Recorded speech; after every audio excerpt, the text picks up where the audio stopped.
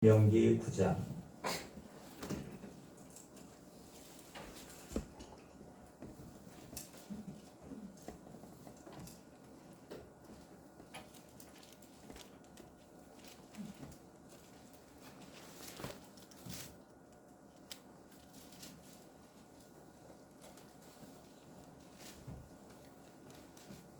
(1절부터) (29절까지인데요) 제가 1절부터 5절까지 읽고 25절부터 29절까지 제가 봉독하도록 하겠습니다. 이스라엘아 들으라. 내가 오늘 요단을 건너 너보다 강한 강대한 나라들로 들어가서 그것을 차지하리니 그 성읍들은 크고 성벽은 하늘에 닿았으며 크고 많은 백성은 네가 아는 아낙 자손이라. 그에 대한 말을 네가 들었나니 이르기를 누가 아낙 자손을 능히 당하리요 하거니와 오늘 너는 알라. 네 하나님 여호와께서 맹렬한 불과 같이 네 앞에 나아가신즉 여호와께서 그들을 멸하사 네 앞에 엎드러지게 하시리니 여호와께서 네게 말씀하신 것 같이 너는 그들을 쫓아내며 속히 멸할 것이라. 네 하나님 여호와께서 그들을 네 앞에서 쫓아내신 후에 네가 심중에 이르기를 내 공의로움으로 말미암아 여호와께서 나를 이 땅으로 인도하여 들여서 그것을 차지하게 하셨다 하지 말라. 이 민족들이 악함으로 말미암아 여호와께서 그들을 네 앞에서 쫓아내심이라. 네가 가서 그 땅을 차지함은 네 공의로 말미암음도 아니며 네 마음이 정직함으로 말미암음도 아니요 이 민족들이 악함으로 말미암아 네 하나님 여호와께서 그들을 네 앞에서 쫓아내심이라. 여호와께서 이같이 하심은 네 조상 아브라함과 이삭과 야곱에게 하신 맹세를 이루려 하심이니라. 25절부터 봉독합니다. 그때 여호와께서 너희를 멸하겠다 하셨으므로 내가 여전히 40주 40야를 여호와 앞에 엎드리고 여호와께 간구하여 이르되 주 여호와여 주께서 큰 위엄으로 속량하시고 강한 손으로 애굽에서 인도하여 내신 주의 백성 곧 주의 기업을 멸하지 마옵소서. 주의 종 아브라함과 이삭과 야곱을 생각하사 이 백성의 완악함과 악과 죄를 보지 마옵소서. 주께서 우리를 인도하여 내신 그 땅 백성이 말하기를 여호와께서 그들에게 허락하신 땅으로 그들을 인도하여 드릴 만한 능력도 없고 그들을 미워하기도 하사 광야에서 죽이려고 인도하여 내셨다 할까 두려워하나이다. 그들은 주의 큰 능력과 표신팔로 인도하여 내신 주의 백성 곧 주의 기업이로소이다 하였노라. 아멘. 아멘. 인사하도록 하겠습니다. 잘 오셨습니다. 은혜 받으십니다.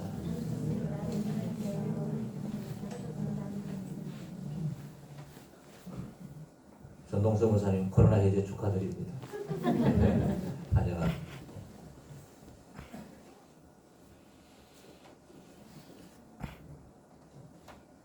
홍간호님도 확진이 되셨고 또 우리 홍지혁 집사님도 또 확진이 돼가지고 식구가 지금 다 그렇게 고생을 하고 있고 서욱조 원사님도 지금 확진 중이라 오늘까지 못 오십니다.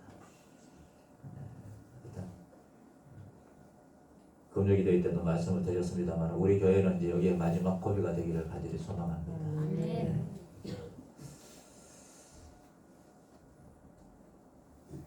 하나님의 말씀을 들을 때에 우리가 어느 입장에서 듣느냐 이게 매우 중요하다고 말씀을 드렸습니다. 적용을 할 때에 내가 어느 편에 서서 이 말씀을 내게 적용하느냐 말씀을 듣는 그런 핵심적인 자세이고 또 그렇게 내가 입장을 서는 데 있어서 좀 유연해야 됩니다. 자주 말씀드리지만 가령 이런 식입니다. 다윗과 사울 얘기를 하면은 흔히 하는 실수가 뭐냐면 다윗은 우르편, 사울은 저쪽 편. 이래가지고 항상 다윗을 자기에게 적용하려는 경향들이 있습니다. 말씀을 들을 때에 내가 다윗 편에 서서 이 말씀을 듣기도 하고 또 내가 사울 편에 서서 이 말씀을 듣기도 하고 이제 이런 유연함이 있어야 되는데 딱 하나만 정해놓고 말씀을 들으면 말씀의 핵심들을 놓칠 때가 많습니다. 신명기서도 마찬가지입니다. 때로는 우리가 광야의 이스라엘 입장에서 하나님의 말씀을 들어 또 때로는 가나안 땅에 진입한 이스라엘 백성의 입장에서 또 이 말씀을 들어보고, 또 역으로 이 말씀을 기록하고 있는 모세의 입장에 서서 또 이 말씀들을 우리가 들을 필요가 있습니다. 이제 또 오늘은 이스라엘 입장에서 9장을 한번 또 살펴보고, 또 한편으로는 모세의 입장에서 신명기 9장을 우리가 오늘 한번 접해볼 수 있기를 바랍니다. 먼저 이스라엘 입장에서 오늘 9장을 접해보도록 하겠습니다. 1절 2절 말씀에 이스라엘 백성들이 요단을 건너 들어가서 정복해야 될 그 땅은 이스라엘보다 객관적으로 강대한 나라입니다. 그리고 그 성읍들은 크고 성벽들은 하늘에 닿았다. 철통 방위를 하고 있는 그런 곳이다. 그리고 그 안에는 아낙 자손들, 이스라엘 백성들이 거인이라고 생각했던 크고 강한 민족이 그 안에 살고 있었습니다. 한마디로 이스라엘 백성들이 결코 쉽게 정복하거나 간단하게 정복할 수 있는 땅이 아닙니다.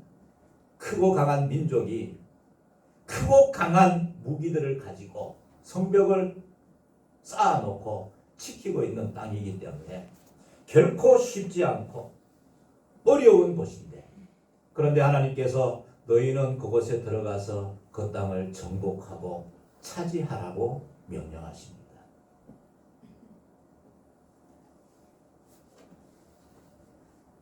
하나님께서 우리를 수도원으로 부르지 않으셨습니다. 하나님께서 우리를 저 산속에 있는 절과 같이 산으로 부르시지 않으셨습니다. 하나님은 우리를 세상 가운데로 보내셨습니다. 가서 정복하라. 그런데 그 세상은 지금 가나안처럼 결코 만만한 상대가 아닙니다. 크고 강하고 철통 방위를 하고 있습니다. 우리가 예수를 믿는 것은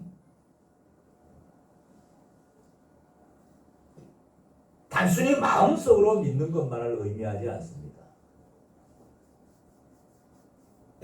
우리가 예수를 믿는다고 하는 것은 저 수도원에 들어가서 평생 그냥 내적 경험만 도모하는 그런 삶을 의미하지는 않습니다. 하나님은 불신앙의 세계, 불신앙의 직장, 불신앙의 모임, 공중 권세 잡은 자의 세력들이 자리 잡고 있는 그곳으로 우리를 보내셨습니다. 가라고 하십니다. 가서 정복하고 차지하라고 하십니다. 결코 만만치 않는 상대고, 객관적인 힘과 기술과 세력을 따졌을 때는 이길 수 없는 상대들을 앞에 놓고 주님은 들어가라고 이야기합니다. 그러나 하나님께서 그냥 그들을 보내시기만 한 것이 아니라 3절 말씀에 보면 오늘 너는 알라 내 하나님 여호와께서 맹렬한 불과 같이 내 앞에 나아가신즉, 다시 말하자면 하나님께서 심판의 불이 되셔서 소멸하는 불이 되셔서 그 하나님이 약속처럼 우리와 함께 계시는 것뿐만이 아니라 우리보다 앞장서서 군사가 되셔서 전사가 되셔서 우리 대신 싸워주시고, 그래서 여호와께서 그들을 멸하사 네 앞에 엎드러지게 하시고 그들을 네 앞에서 쫓아낼 것이다. 그들을 멸할 것이다.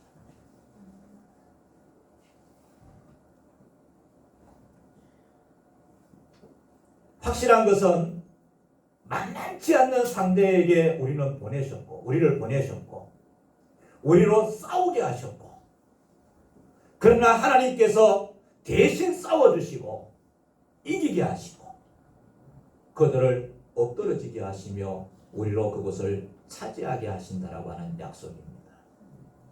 믿음이라고 하는 것은 바로 오늘 우리가 나가서 싸워 이겨야 하고 동시에 하나님께서 이기게 해주시는 이 경험을 가지는 겁니다. 아멘.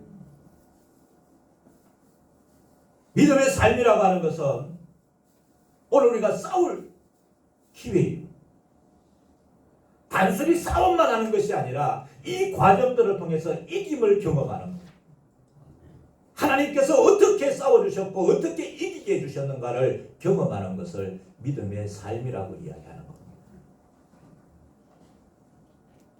11월 마지막 주일을 지나면서 그리고 이제는 새해를 준비해 나가야 될 그런 시간들이 다가왔는데 오늘 이 말씀을 들으면서 제일 먼저 여러분들이 마음속에 다짐해야 될 것이 뭐냐니까 전투력 회복입니다. 우리는 원하든 원치 않든 하나님께서 가나안으로 들어가라 그리고 정복하라 차지하라. 우리가 원하든 원치 않든 하나님께서 21세기 이 세상에 우리를 살게 하셨고 아시다시피 이 세계는 여전히 불신앙의 세계고 과거보다 더 치밀하게 하나님을 공격하는 시대를 우리는 맞닥뜨렸습니다. 주님은 오늘 여기로 들어가라고 이야기합니다. 가서 정복하라고 명령합니다.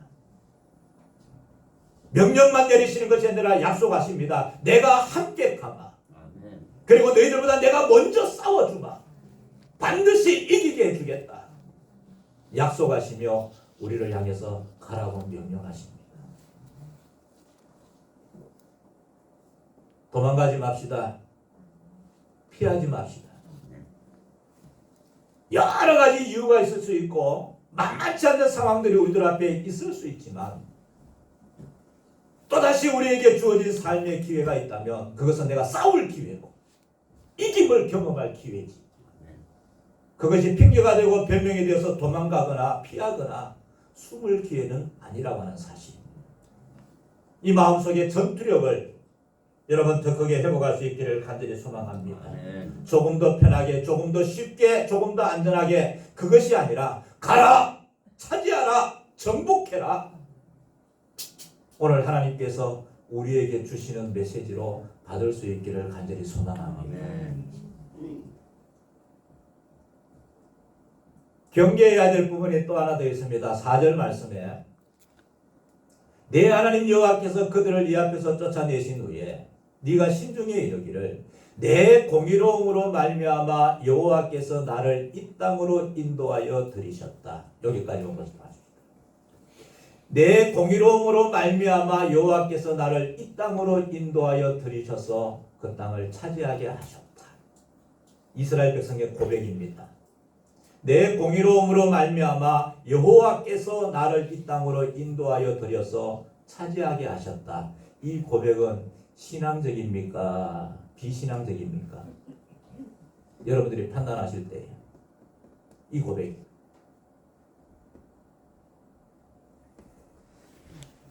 지난 추수감사주일 때요 제가 소속되어 있는 한 단체 창에 한 분이 이런 고백을 올렸습니다. 60한 중반쯤 되신 분인데 이분은 제가 유초동부 초등학교 때부터 알던 분이 그의 삶을 내가 전부를 다 알고 있을 만큼 아주 가까이 있는 분인데 그분이 그 창에다가 추수감사주일날 이런 글을 올렸어요. 부족하지만 하나님 앞에서 살려고 애썼던 삶이었다라고 생각하고 감사합니다. 부족하지만 하나님 섬기려고 애썼음에 감사한다. 인정이 되잖아요. 공감이 돼요. 수십 년 교회를 지키고 믿음의 자리 지키고 수고하고 봉사하고 애썼던 것 여러 가지 부족한 부분이 있었지만은 올해도 추수감사주일 절기를 지키며 예배를 드리며 하나님 앞에 감사의 찬송을 드릴 수 있는 것 감격해서 부족하지만 그래도 내 평생 하나님을 섬기면서 살 수 있었던 것 참 감사합니다. 충분히 공감이 인정이 아멘 됐습니다. 그런데 오늘 말씀을 준비하면서 그 사람의 고백이 생각이 나고 그 사람의 과거가 저한테 이제 쭉 다 떠오르는 겁니다. 청소년 시절을 어떻게 지냈는지, 대학 시절을, 청년 시절을 어떻게 지냈는지, 신혼 시절을 어떻게 보냈고 지금은 어떻게 지내고 있는지를 너무나 잘 알고 있는 사람인데, 보통 사람들이 그랬던 것처럼 참 사고도 많고 허물도 많고 몇몇 특정 사건들이 하나하나 떠오르기 시작을 하는 겁니다.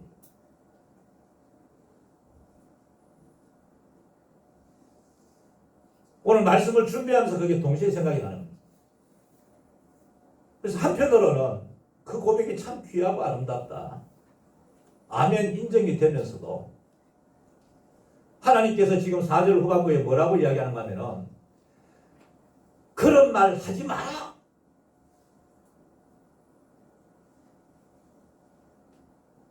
내 공의로움으로 말미암아 지금 이 사람이 하는 말이 그 말이에요. 부족하지만 허물이 많지만 실수가 많았지만 그래도 하나님께서 어여삐 여겨주셔가지고 사랑해 주셔가지고 우리로 이 땅에 들어가게 하셨고 지금 이 땅을 차지하게 해주셨다.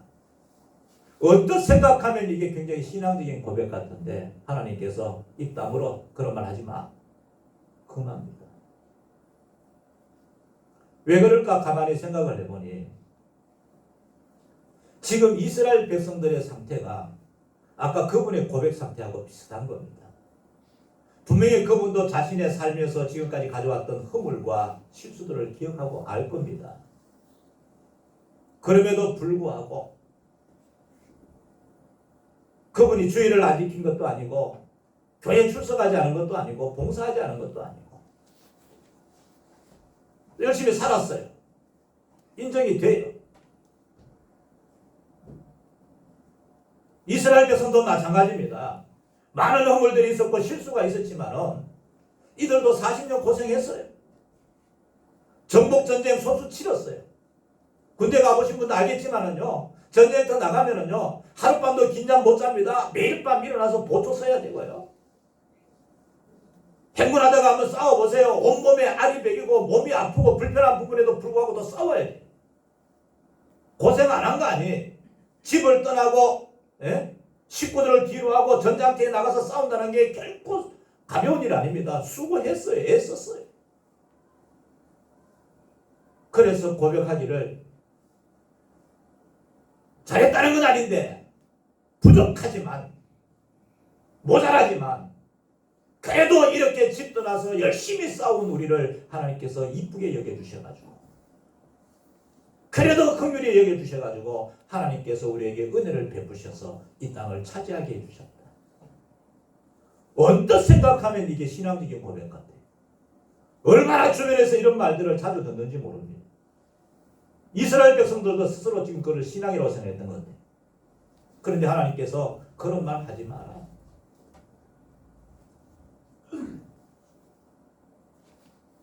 그 이유를 우리가 명확하게 생각을 할 수 있어야 됩니다. 죄라고 하는 것은요, 아무리 작은 죄도 우리를 죽이기에 충분한 양입니다. 허물이라고 하는 것은요, 우리의 모든 것들을 한꺼번에 무너뜨릴 만큼 크기가 충분합니다. 분명히 이스라엘 백성들이 수고하고 애썼습니다. 그 수고와 애씀을 표미하려는 것이 아니라 그 수고와 애씀의 크기가 그가 가지고 있는 죄와 허물의 크기를 결코 상쇄하지 못한다.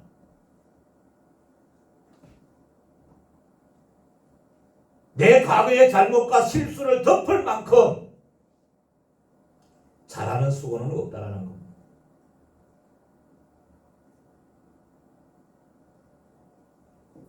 하나님께서 이 말씀을 하시면서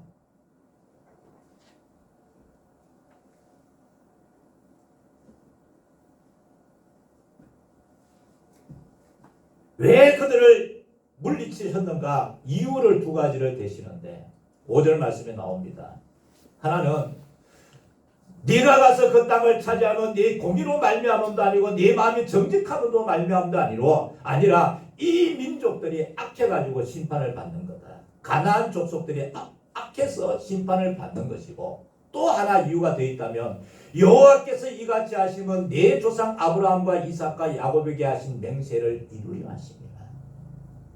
그 약속의 신실함 때문에 너희들이 땅을 차지하게 된 것이지 이쁜 짓 한 게 아니야. 그들이 약했고 심판받을 만했고 또 하나님의 약속이 신실했기 때문에 하나님께서 그 땅을 물리치게 해주신 것이지. 이스라엘 백성들이 이쁜 짓 많이 해가지고 그것 보고 복을 내려가지고 하나님께서 해주셨다는 것은 아니라고 하는 이야기. 6절부터 24절까지 긴 절은요, 지난 40년 동안의 이스라엘 백성들의 하나님을 거역했던 행적들을 지금 쭉 기록하고 있습니다. 모세가 호렙산에서 40일 동안 금식을 하며 하나님께서 손수 쓰신 그 율법의 두 돌판을 받고 내려왔을 때에 이스라엘 백성들은 아론을 중심으로 해서 전부 금송아지를 만들고 그것을 여호와라고 섬기고 있었습니다. 그 모습을 보고 6절 지금 나왔네요. 제일 밑에 줄에 보면은 너는 목이 곧은 백성이야. 그들이 출애굽하면서 하나님의 놀라운 역사들을 경험을 했고 그들은 지금 매일 만나를 먹고 살아가고 있고 그들은 지금 매일 불기둥과 구름기둥을 눈앞에서 보면서 살아가고 있으면서도 그들은 금송아지를 만들어 놓고 이 송아지야말로 여호와라 하나님이라 섬기고 있습니다.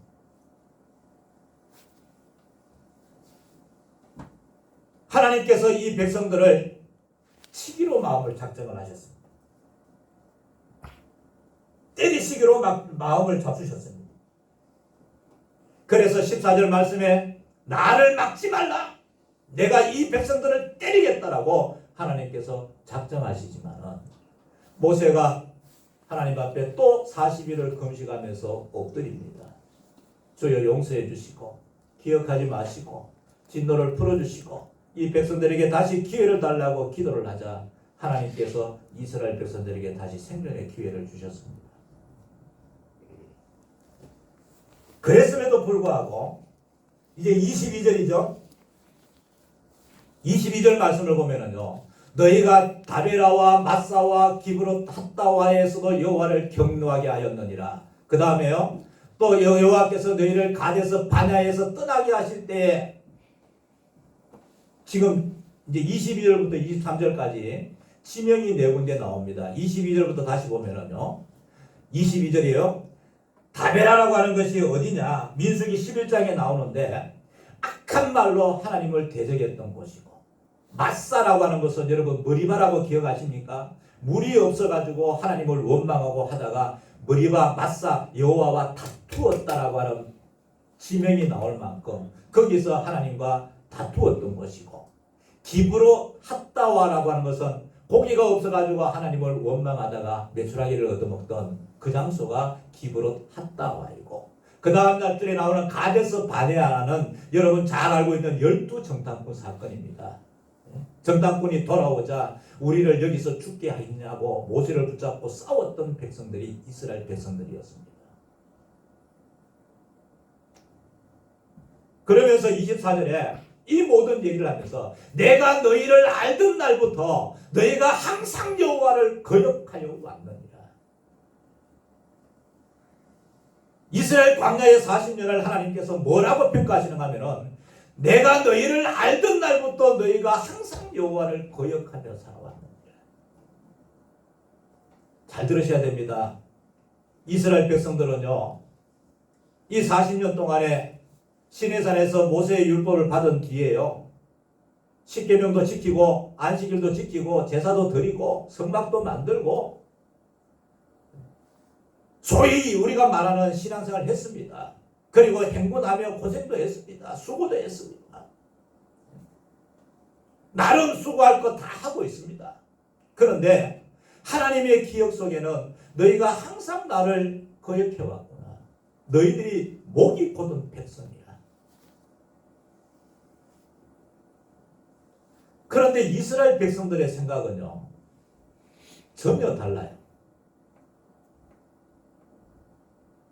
우리가 하나님 거역한 건 사실이고 거역했던 적도 있었고 소위 말해서 부족했다.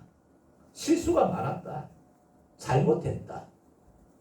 그럼에도 불구하고 우린 그래도 안식일은 지켰고 또 우린 그래도 행군하라고 하면 행군하고 가라면 가고 서라면 섰고 우리 나름대로 할 수 있는 최선을 다했어. 이제 하나님께서 그 모습을 이쁘게 봐주셔가지고 긍휼을 베풀어 주셔가지고 우리를 가나안 땅에 들어가게 해주셔. 이게 지금 이스라엘 백성들이 빠진 함정이고 우리가 빠지기 쉬운 함정입니다.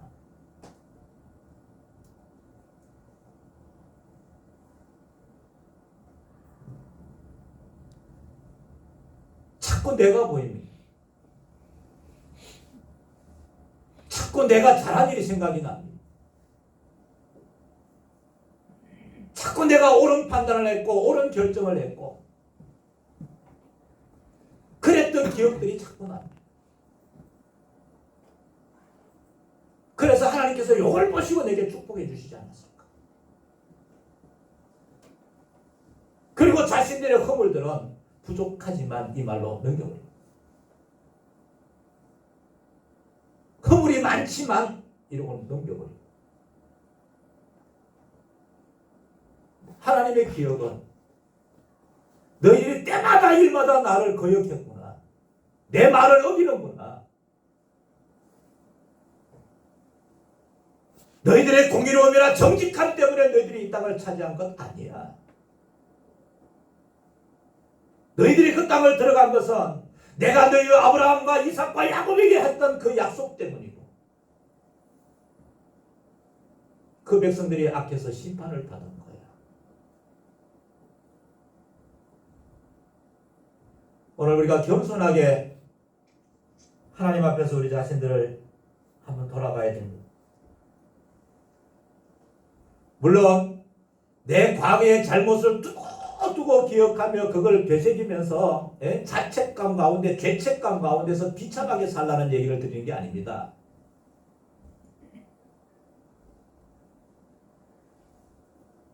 오늘 이 말씀은 지금 내가 존재하고 있는 것, 지금 내가 믿음으로 나가서 싸울 수 있는 것, 그나마 내가 지금 나가서 오늘 이 말씀을 듣고 나가서 싸우려고 작정할 수 있는 것,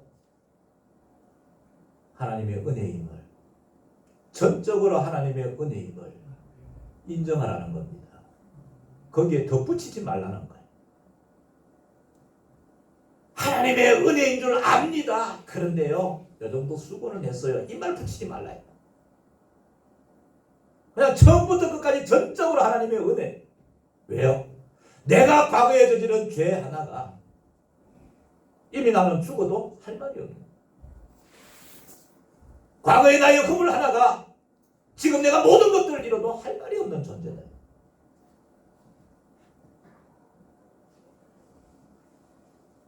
하나님의 은혜가 무엇인지, 우리를 향해서 하나님께서 우리에게 베풀어 주셨던 사랑이 무엇인지를 집중해서 기억할 수 있어야 됩니다. 자신들이 싸웠다라고 이야기할지 모르지만 하나님은 맹렬한 불로 내가 나가서 싸웠다라고 얘기하십니다.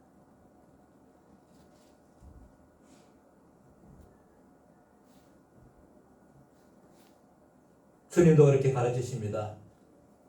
평생 수고한 뒤에 저는 무익한 존입니다. 정말 쉽지 않은 결단이지만요. 오늘 우리 자신들의 신앙이 여기에 초점을 맞춰야 됩니다. 자꾸 사족 달지 말고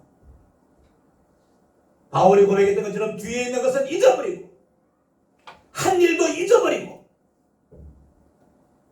수고로 따지면 바울만큼 수고한 사람이 어디 있겠습니까?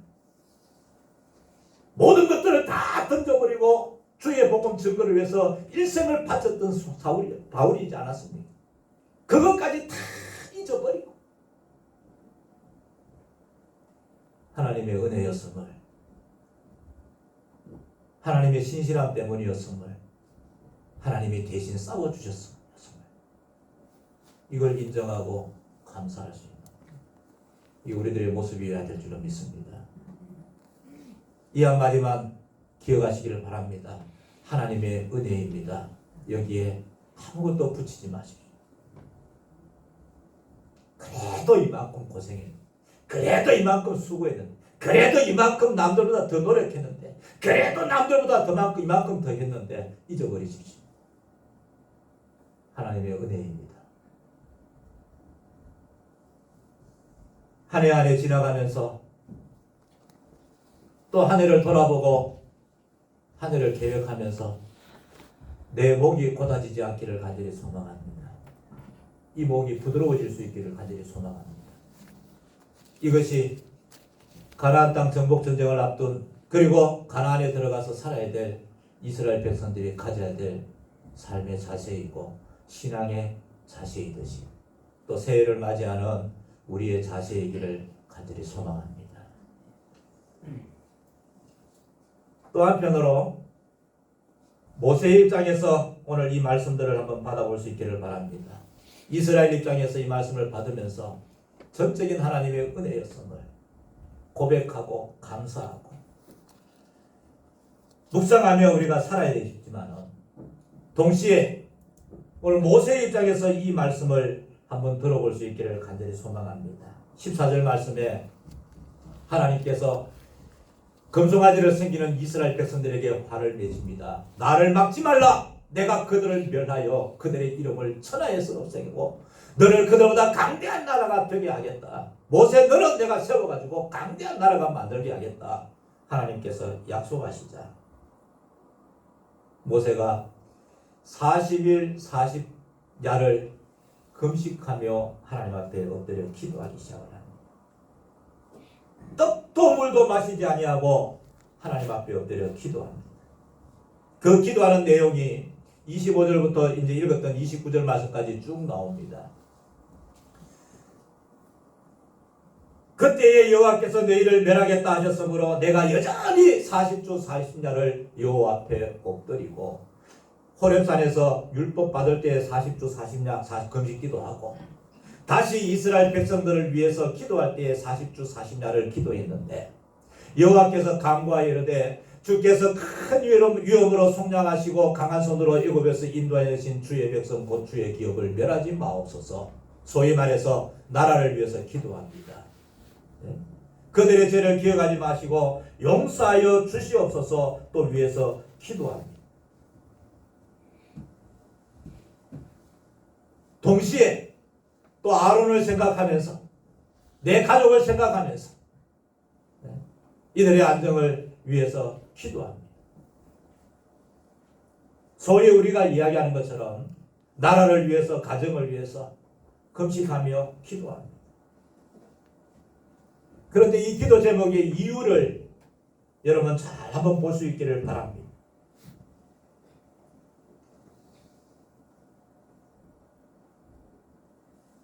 28절 말씀에요. 왜 이런 기도를 하느냐면 주께서 우리를 인도하여 내신 그 땅 백성이 말하기를 그 땅 백성은 애굽을 이야기하는 겁니다. 애굽 사람들이 말하기를 여호와께서 그들에게 허락하신 땅으로 그들을 인도하여 드릴 만한 능력도 없고 여호와는 이스라엘 백성들을 가나안 땅으로 드릴 힘도 능력도 없고 오히려 이스라엘을 미워하기도 하사 광야에서 죽이려고 인도하여 내셨다 할까 두려워합니다.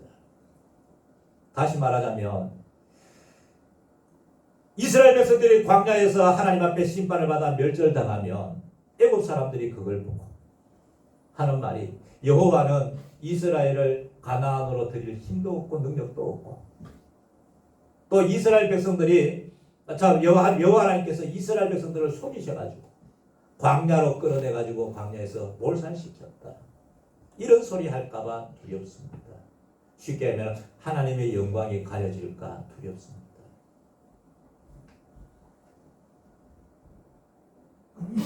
이 백성은 하나님의 백성이고 이 백성은 하나님의 기업인데 여기서 하나님께서 때리셔서 죽이시면 믿지 않는 저 사람들이 보고 뭐라고 이야기하겠습니까? 하나님의 영광이 가려집니다. 그러니 이 백성의 죄를 기억하지 마시고 주의 계엄을 멸하지 마시고 다시 한번 살려달라고 기도합니다. 중요한 것은 하나님께서 그 기도를 들으시고 이스라엘 백성들을 다시 살리시고 가나안 땅에 들어가게 하셨다는 거는 사실.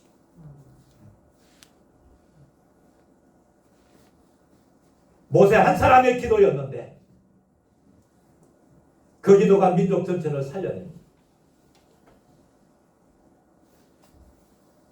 우리가 때로 이스라엘의 이 땅에 서서 하나님께서 가라고 하신 곳에 가서 전투병이 되어서 싸워야 되고 우리에게 주셨던 하나님의 은혜를 기억하고 감사하면서 살아야 될 뿐만이 아니라 때로 우리는 모세의 입장에 서서 하나님과 이스라엘 가운데 서가지고 이 멸망할 이스라엘을 위해서 기도했던 모세의 이 모습을 우리가 따라가야 돼요. 오늘 설교 제목을 둘 사이에 서서 우리는 세상을 정복할 군사로 부름을 받음과 동시에 이 세상을 살려야 될 사람들로 우리는 부름을 받았습니다. 하나님과 세상 사이에 서 있는 사람들이 성도들입니다. 그 가운데 서서 이 세상에 있는 하나님의 백성들을 살려내기 위해서 모세가 그랬던 것처럼 기도의 무릎을 꿇어야 됩니다.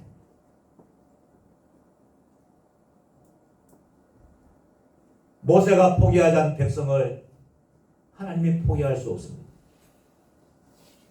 우리가 포기하지 않은 사람들을 하나님이 포기하실 리가 없습니다.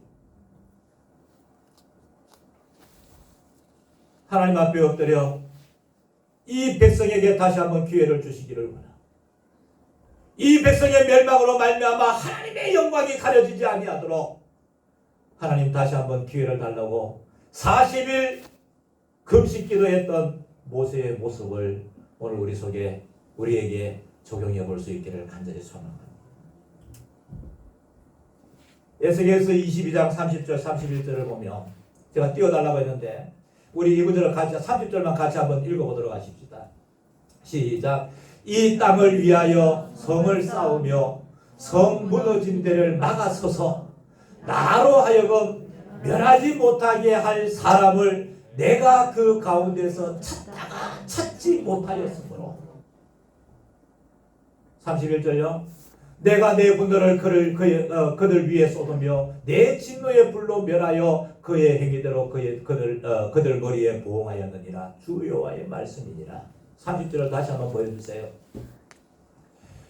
하나님께서 무너뜨리려고 작정했던 성 무너진 데를 막아서서 하나님으로 하여금 멸하지 못하게 할 사람을 주님께서 찾는데 한 사람도 못 찾았다는 거예요.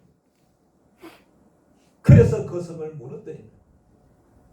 하나님께서 그 가운데 막아서서 여호와의 이름을 위해서 이 성을 막아주시옵소서, 무너지는 것을 막아달라고 기도하는 한 사람을 찾고 있었는데 내가 그 가운데서 찾다가 찾지 못하였으므로 이제 내가 분을 내어서 그 성을 무너뜨린다라고 이야기하십니다. 하나님이 찾는 한 사람, 온 이스라엘 백성들이 배역의 길을 걸어가고 거역의 길을 가고 목이 곧은 백성이 되어서 하나님의 진노 앞에 설 수밖에 없는 안타까운 상황 앞에서 주님 앞에 엎드려 기도하며 이 백성을 살려달라고 기도하는 이 한 사람을 찾으신 주님께서 모세의 기도를 들으시고 이 백성들에게 다시 기회를 주십니다. 오늘 우리가 이런 모세의 사명을 가지고 이 땅에 부름을 받았습니다. 성도로 세움을 받았습니다. 새해를 계획하시면서 기도해야지, 기도 많이 해야지, 나도 나라를 위해서 교회를 위해서 기도해야지, 이 마음 작정 가지고는 부족합니다.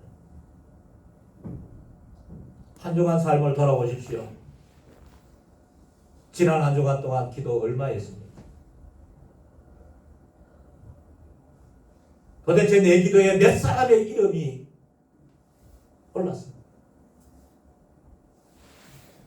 실천적인 부분입니다. 하고 싶다가 아니에요.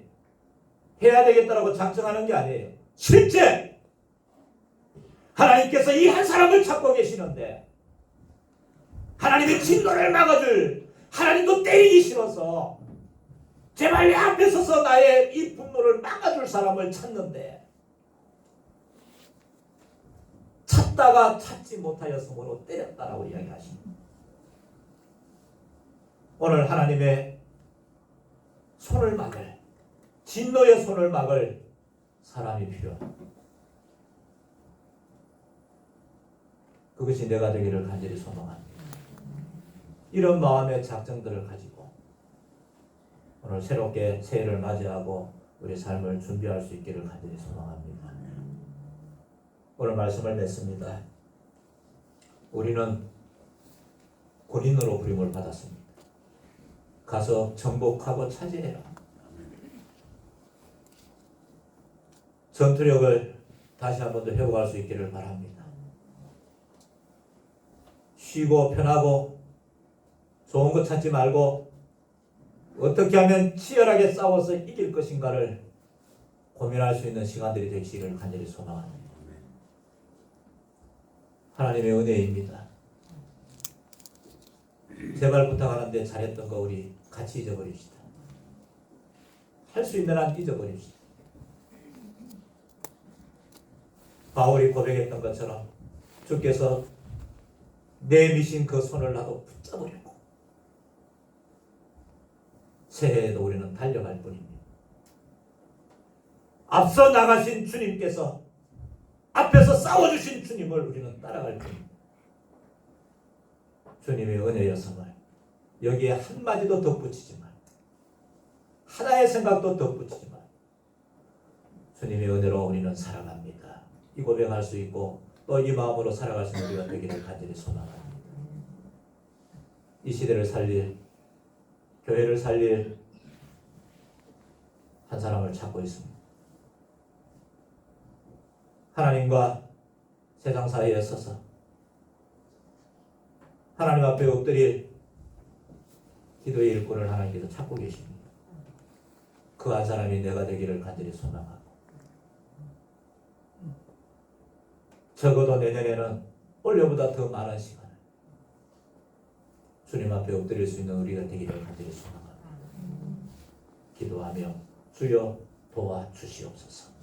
거기에 소망이 있고 거기에 우리의 미래가 있음을 다시 한번 기억하고 이런 마음의 다짐들을 다시 한번 더 다지면서 새해를 맞이하고 하나님 앞에 살아갈 수 있는 우리 모두의 삶들이 다들 되시기를 주님 이름으로 축원을 드립니다. 일어나셔서 216장 찬송